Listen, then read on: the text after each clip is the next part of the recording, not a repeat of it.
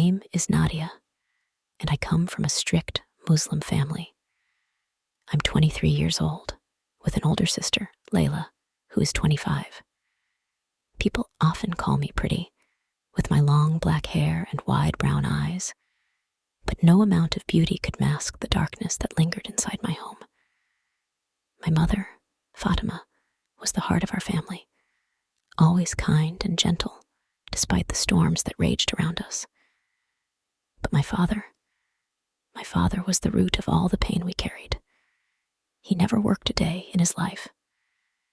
Instead, he used my mother's hard-earned money to fuel his habits.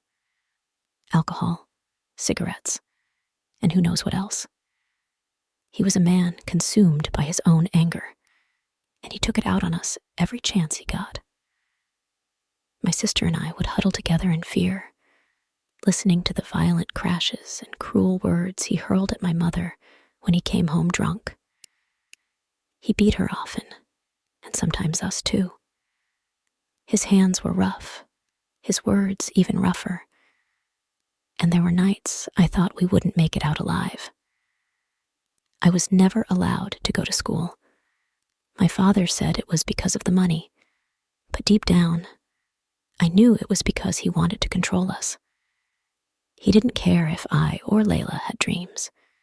To him, we were nothing more than burdens, shadows that filled the corners of the house he hated. Every night, I prayed to God. I didn't pray for happiness, because I didn't believe that was possible. I prayed for an escape, whether through death or some other means. I didn't care. I just wanted to leave this nightmare behind. My father was a monster, and the longer I stayed, the more hopeless I became. One night, after another brutal beating, I sat in my room, trembling. I could hear my mother crying in the next room, Layla trying to comfort her, but I couldn't take it anymore. I had to leave. I didn't know where I would go or what I would do, but anything had to be better than this. So, without telling anyone, I packed a small bag with whatever clothes I could find and snuck out of the house in the dead of night. I had nowhere to go, but a friend from my neighborhood, Aisha, had once told me that if I ever needed help, I could stay with her. She lived with her 2 brothers in a small apartment on the other side of the city. It wasn't much, but it was a safe place, and that was all I needed. The first few nights were terrifying. I was constantly looking over my shoulder, afraid my father would find me.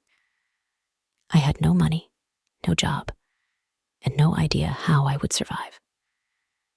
But Aisha and her brothers were kind. They helped me find a job at a small cafe, where I started working as a waitress. It wasn't glamorous, and the pay was barely enough to survive. But for the first time in my life, I felt a sense of freedom. After a few weeks, I started saving what little money I could.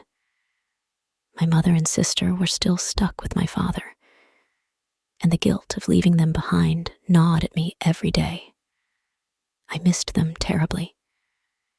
I imagined them still enduring the same abuse, trapped in that hellish house with no escape. So, I made a plan to visit them. I gathered the money I had saved and bought a few gifts. Nothing extravagant, just small things that I knew would make them smile. A scarf for my mother, a bracelet for Layla.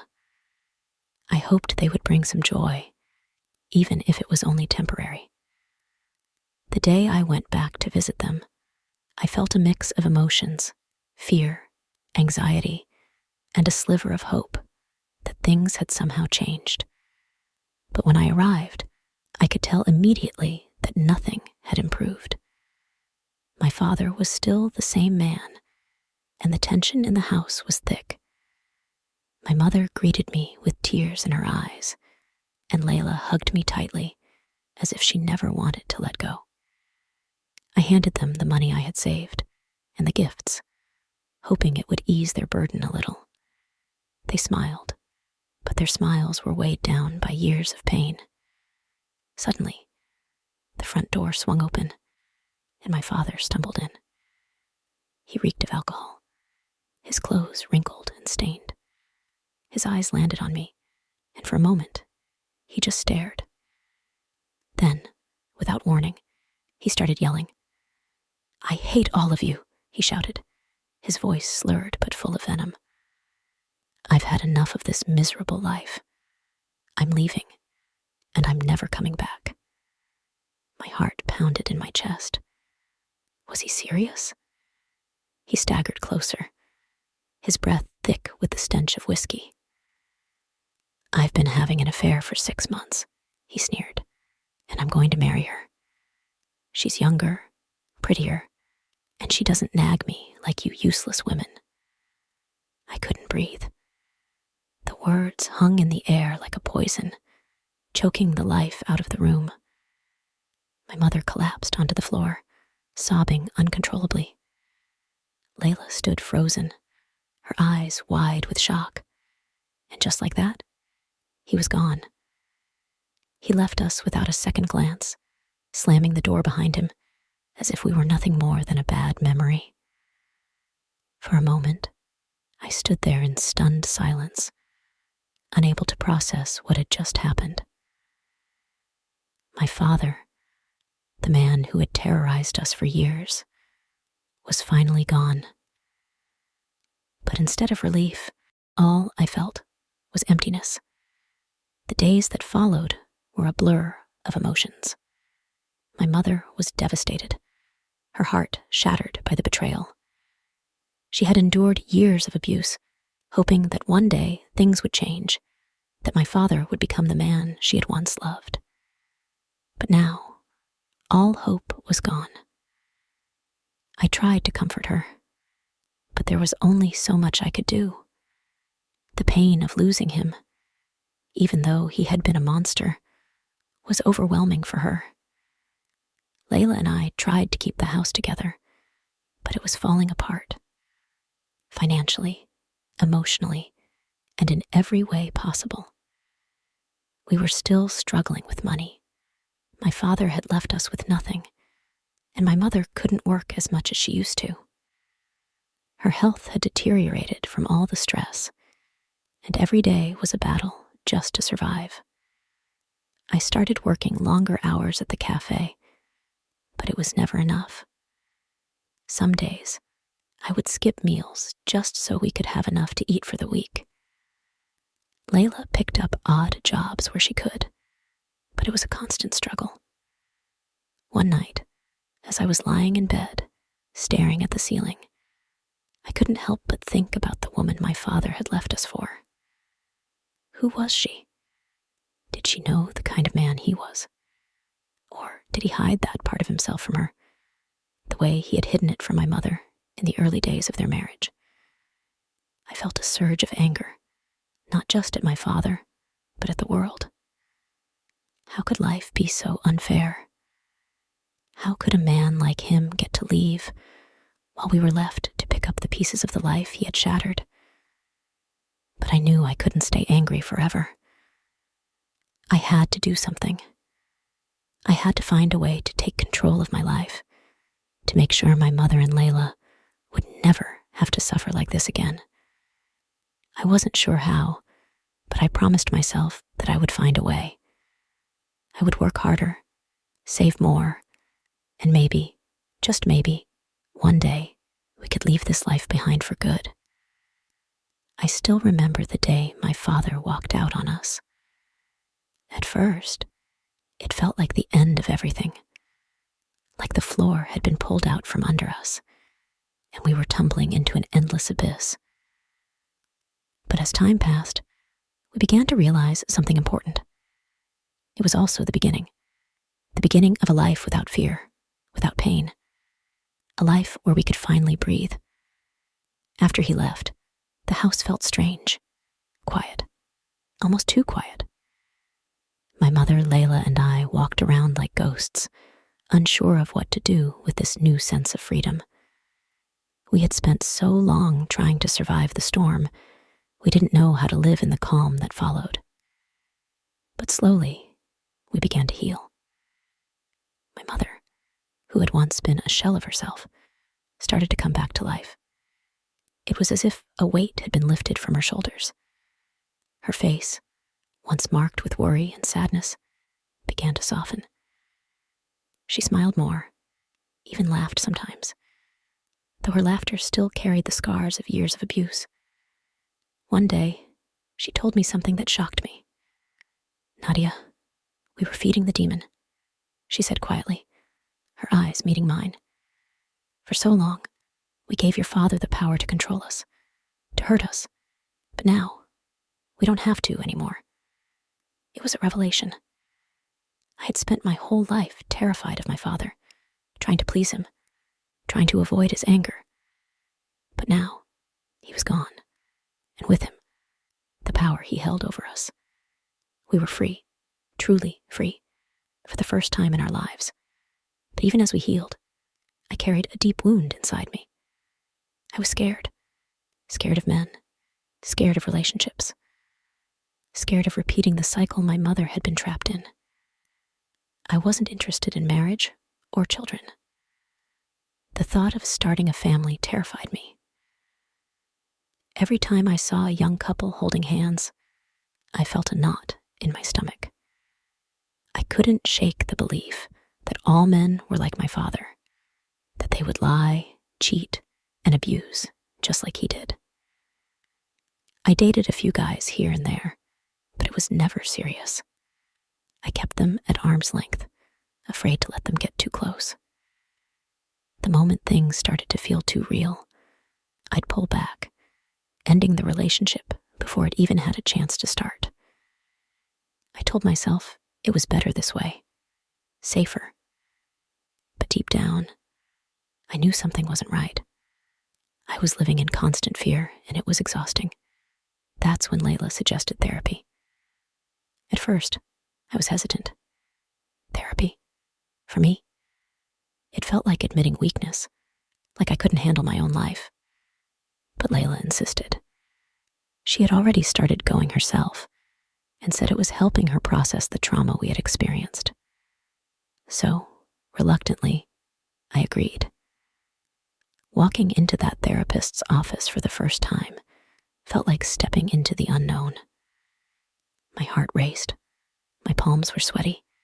But there was a part of me, tiny but growing, that hoped this might help. The first few sessions were tough. I had to confront feelings I had buried deep inside, memories I wanted to forget. But my therapist, Dr. Amina, was patient and kind. She helped me understand that the fear I carried wasn't my fault. It wasn't my fault that my father had abused us, and it wasn't my fault that I was scared of men now, but it was my responsibility to heal. One session in particular stands out in my memory. It was the day I finally realized that my father leaving us was the best thing that ever happened to us. Dr. Amina asked me to describe how I felt when he walked out of the door that final time. I told her about the fear, the confusion, the anger. But as I spoke, something shifted inside me. "I don't miss him," I said, the words coming out in a whisper. "I don't miss him at all." It was the first time I had said it out loud, and it felt like a weight had been lifted off my chest. I realized in that moment that I was done being a victim. I was done letting the memory of my father control my life. Dr. Amina smiled softly. "Nadia, you're free now. It's okay to let go." From that day forward, everything changed. I started to see the world differently. I realized that I didn't have to be afraid anymore. My father was gone, and he wasn't coming back. He couldn't hurt us anymore. I also started to take better care of myself. I stopped feeling guilty for wanting things, for wanting a life that was different from the one I had known. I began to put myself first, something I had never done before. I stopped worrying about pleasing others and started thinking about what I asked. My mother, too, was healing. She had spent so many years living in fear, constantly sacrificing herself for my father. But now she was starting to see that she deserved happiness. She no longer had to carry the burden of supporting the family alone. I had a job now, and so did Layla, and together, we were able to take care of her. The more we talked about it, the more we realized how much we had been feeding the demon, how much we had allowed my father to take from us.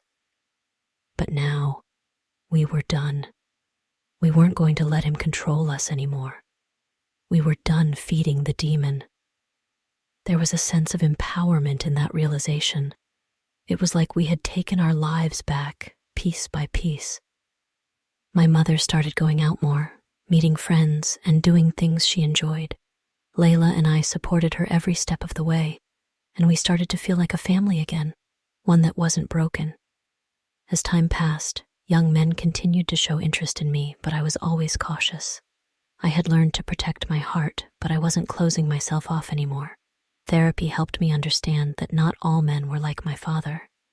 It would take time, but I knew that I could build relationships based on trust and respect instead of fear. One day, I met a man named Omar. He was different from the others, kind, patient, and understanding of my past.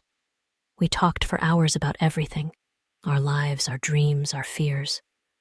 For the first time, I felt like I could trust someone, like I could let someone in without being afraid. But I wasn't in a rush.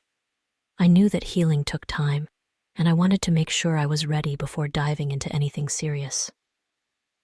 Omar respected that, and he never pushed me to move faster than I was comfortable with. For the first time, I realized that not all men were like my father. There were good men out there, men who could love and respect me for who I was. As for my mother, she began to thrive in ways I had never seen before. She started her own small business, selling handmade crafts, and she was doing well. She was finally living the life she deserved, and seeing her happiness filled me with hope. Our lives weren't perfect, but they were ours now. No one was controlling us. No one was abusing us. We had stopped feeding the demon, and we had become stronger because of it. As I continued therapy, I opened up more about the scars I carried, not just from my father's abuse, but from the way I had seen the world for so long. I used to think that life was something that happened asterisk to asterisk me, that I had no control, that I was destined to suffer because of what my father had done to us. But slowly, my therapist, Dr. Amina, helped me realize that I wasn't a victim anymore. I had the power to decide what my future would look like. One of the most important lessons she taught me was that I had a choice, to either get better or stay bitter. It was a simple phrase, but it carried so much weight. "Nadia," she said during one of our sessions, "you've been through so much pain, and it's natural to feel angry about it, but holding on to that anger will only hurt you more. You can choose to let it consume you, or you can choose to heal. You can get better, or you can stay bitter. The choice is yours." I thought about her words for days. Stay bitter or get better. I had every reason to stay angry at my father, at the world, at the life I had been dealt. But what good would that do? It wouldn't change the past, and it certainly wouldn't make me happy. I realized that by holding on to bitterness, I was giving my father even more power over me, even though he was no longer in my life. So, I decided to choose better. It wasn't easy, but it was the only way forward. I began to let go of the anger, the resentment, and the fear that had followed me for so long. I started focusing on the things I could control, my healing, my happiness, and my future. One of the ways I began to heal was by strengthening my faith. Dr. Amina encouraged me to reconnect with my spirituality, and I started talking to God again. Not in the way I had before, where I begged for escape or prayed for the suffering to end. This time I talked to God like I was having a conversation with a friend. I told him about my hopes, my fears, and my dreams for the future. Strangely, as I began to open up in prayer, little coincidences started happening in my life. Things that felt too perfectly timed to be accidents. It was as if the universe was listening, guiding me in ways I couldn't fully explain. One of those coincidences was Omar. I first met Omar at a cafe, completely by chance. He was sitting at the table next to mine, and we struck up a conversation over something trivial. Maybe it was about the weather or the music playing in the background. But there was something about him that immediately put me at ease. He had a gentle presence, a warmth that made me feel safe, something I hadn't felt in a long time. Over the weeks that followed, I kept bumping into him, at the grocery store, at the park, even at the mosque. It was as if the universe was throwing us together. At first, I dismissed it as mere coincidence, but Dr. Amina encouraged me to think of it differently. "These are signs," she said with a soft smile during one of our sessions. "The universe works in mysterious ways. Sometimes when we open ourselves up to possibilities, life presents us with opportunities we didn't expect. Pay attention to these moments, Nadia. They're guiding you." And so, I began to pay attention. Each time I saw Omar, I felt a little spark of something, a connection I couldn't quite describe. We started talking more, and our conversations became deeper. He shared stories about his family, his passions, and his dreams, and I found myself opening up to him in ways I hadn't with anyone else. We flirted, but it was always light and playful, never rushed or forced. Omar had a way of making me feel seen, truly seen. He didn't just look at me as someone with a painful past. He saw the person I was becoming, and that made all the difference. One night, after one of our long talks, I told him about my father, about the abuse, the fear, the scars that had shaped me. I expected him to pull away, to see me as damaged or broken. But instead, he listened. He didn't judge or try to fix me. He simply held space for my pain, and in doing so, he helped me begin to let it go. It was in moments like these that I realized how wrong I had been about men. Not all men were like my father. Omar was different, gentle, kind, and patient. He didn't want to control me or take anything from me. He just wanted to be with me.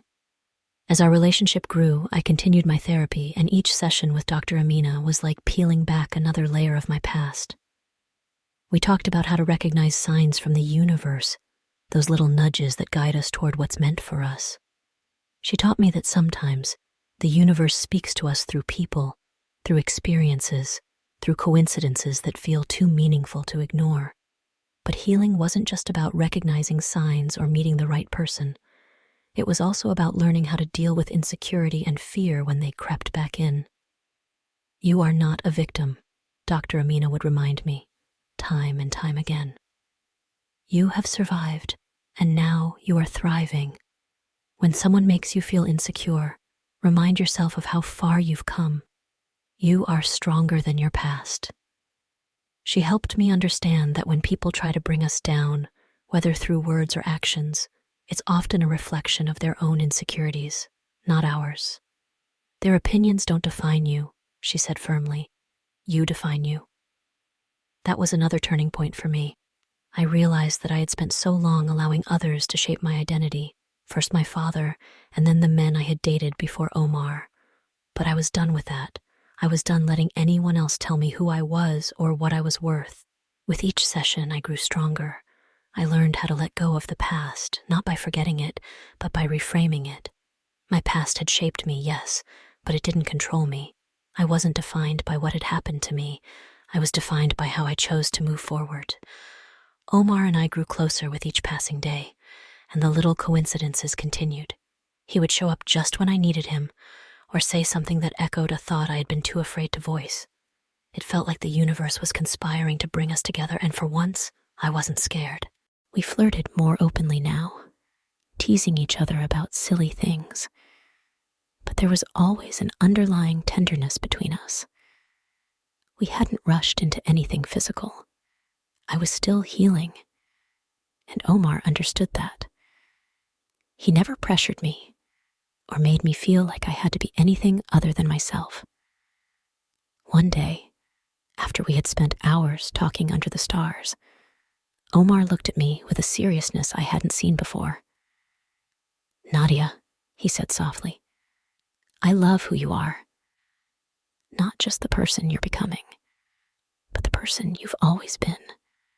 You're stronger than you know. In that moment, I felt something inside me shift. I realized that I had finally found someone who loved me for me, not despite my past, but because of it. Omar saw the whole of me, and he accepted it. For the first time in my life, I felt at peace. I had let go of the bitterness, the fear, and the insecurity that had haunted me for so long. I had stopped feeding the demons of my past, and in doing so, I had found love, not just with Omar, but with myself. The story of my life wasn't over, but I had finally taken control of it.